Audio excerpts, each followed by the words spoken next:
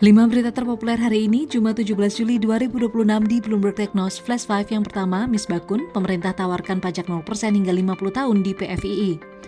Ketua Komisi 11 DPR RI Muhammad Misbakun menyatakan pemerintah akan menawarkan insentif pajak 0% hingga 50 tahun bagi perusahaan yang beroperasi di Pusat Financial International Indonesia atau PFII.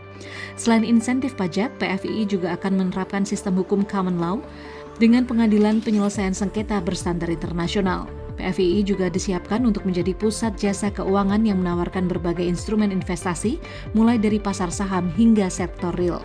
Kedua, proyeksi neraca Brent makin berat di balik rencana akuisisi EDC. Rencana PT Barito Renewable Energy atau Brent mengakuisisi Energy Development Corp senilai ekuitas 5 miliar dolar Amerika Serikat dinilai berpotensi membebani neraca keuangan perseroan. Hingga akhir Maret 2026, kas bebas Brent tercatat sekitar 169 juta dolar Amerika Serikat dengan hutang 2,08 miliar dolar Amerika Serikat dan rasio utang terhadap ekuitas 2,23 kali.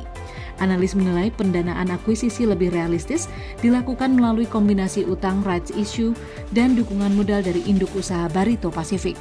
Ketiga, penambang masih belum dapat kejelasan peran DSI di ekspor satu pintu.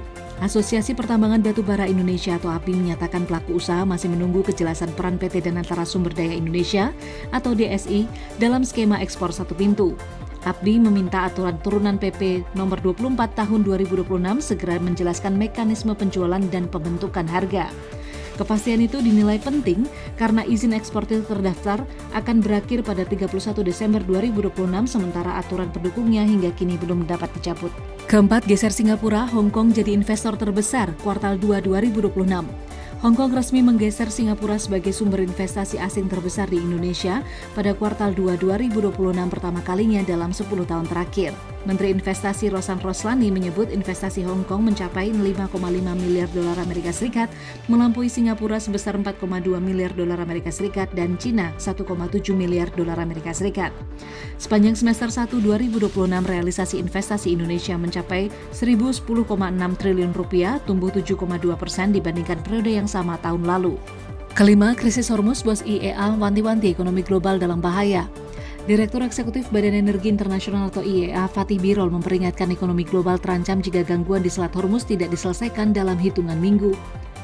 Menurutnya, serangan terhadap kapal dan blokade pelayaran telah memangkas lalu lintas kapal serta mengganggu distribusi minyak, gas, pupuk, dan komoditas lain. Birol menilai negara berkembang di Asia seperti India, Pakistan, dan Bangladesh menjadi pihak yang paling rentan jika jalur tersebut tetap tertutup. Itu dia 5 berita terpopuler pilihan Bloomberg Technos hari ini. Ikuti terus update selanjutnya di www.bloombergtechnos.com.